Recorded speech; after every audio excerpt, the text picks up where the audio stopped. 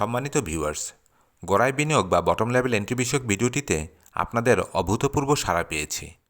ভিডিওটি আপনাদের ভালো লেগেছে জানিয়ে অনেকেই কমেন্টে আমাকে অভিনন্দন জানিয়েছেন। ধন্যবাদ। আপনাদের জন্য ভালো কিছু করার প্রত্যয় আমার সকল সময়ের। গোড়ার বিনিয়োগে নিরাপদ ট্রেডিং বা বটম লেভেল এন্ট্রি নামে একটি নতুন প্লেলিস্ট চ্যানেলে সংযুক্ত করা হয়েছে। এখানে ধারাবাহিকভাবে এই বিষয়ে নতুন নতুন আলোচনা আসতে থাকবে।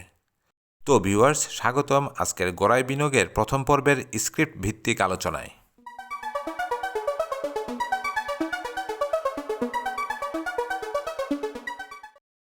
আজকের আলোচনার জন্য নির্ধারিত স্টকের নাম সিপার্ল। বিনিয়োগকারী ভাই ও বোনেরা, আজকের আলোচনার জন্য নির্ধারিত স্টক কিছুতেই আপনাদের জন্য সেল বা বাই করার সুপারিশ বা সাজেশন নয়। এখানে আমরা স্টকটির বিভিন্ন টেকনিক্যাল বিষয় নিয়ে শিক্ষামূলক আলোচনা করব। মনে রাখবেন, বিনিয়োগ আপনার, লাভ লসও আপনার।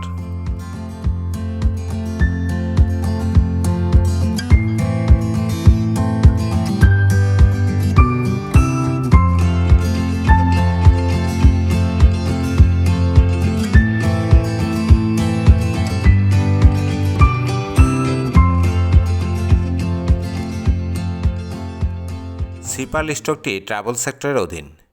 সেক্টর চার্টে ট্রাভেল সেক্টর আপট্রেন্ডে থাকলেও ম্যাকডি এখনও নেগেটিভ, তবে আরএসআই ইন্ডিকেটরে বুলিশ ডাইভারজেন্স আছে।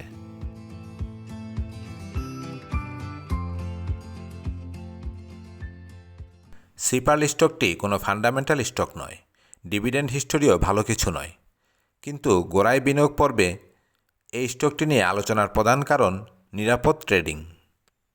স্টকটি গত 2020 সালের জুলাই মাস হতে একটি রেঞ্জে ট্রেড হচ্ছে।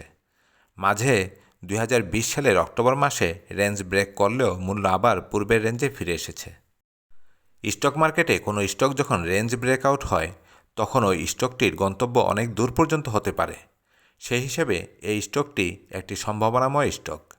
অনেকে বলতে পারেন, তাহলে আগে ব্রেকআউট হোক। ওকে, কিন্তু সমস্যা হলো, এই ধরনের স্টক যখন ব্রেকআউট হয় তখন এন্ট্রি দেওয়ার মতো সময় আপনার নাও থাকতে পারে, বা প্রাইস রেঞ্জ এত বেড়ে যেতে পারে যে আপনি হয়তো এন্ট্রি দেওয়ার সাহসই পাবেন না। একই সাথে আবার ফলস ব্রেকআউটের ঘটনাও ঘটতে পারে। শেয়ারটির ডিভিডেন্ড ডিক্লারেশন হয়ে যাওয়ায় আগামী বছর পর্যন্ত এ বিষয়ক আর কোনো প্যানিক নাই। তাছাড়া দীর্ঘদিন হিস্টোরিক্যাল সাপোর্টে থাকায় বর্তমান রেঞ্জটি খুবই শক্তিশালী।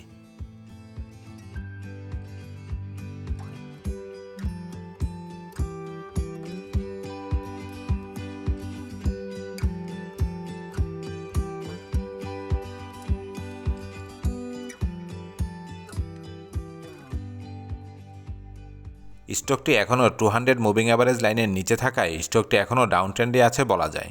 কিন্তু স্টকটি ইতিমধ্যেই মুভিং অ্যাভারেজ 20 লাইনকে অতিক্রম করেছে, যা একটি শুভ লক্ষণ।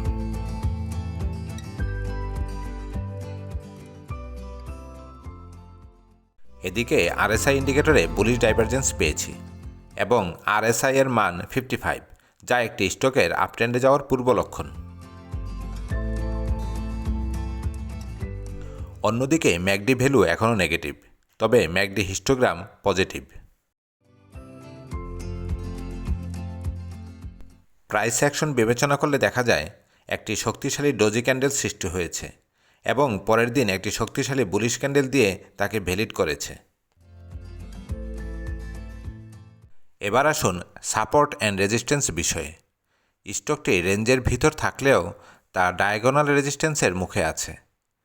শেয়ারটিকে ভালো কিছু করতে হলে এই ডায়াগোনাল রেজিস্ট্যান্স ভাঙার পাশাপাশি তার রেঞ্জকেও ভেঙে উপরে আসতে হবে।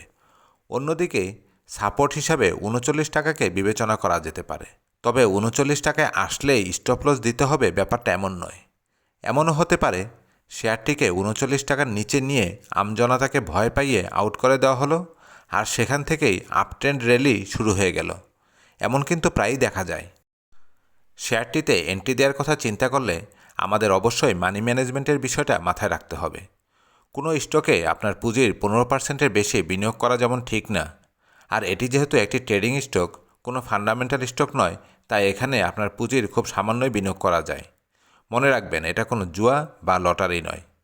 স্টকটি যেহেতু উপরের ডায়াগোনাল রেজিস্ট্যান্সে বাধা পেয়েছে, তাই এখান থেকে কিছুটা কমতেও পারে। শেয়ারটি যদি 42 টাকার উপরে মূল্য ধরে রাখতে পারে তবে অচিরেই ভালো কিছু হবার ব্যাপারে মোটামুটি নিশ্চিত থাকা যায়।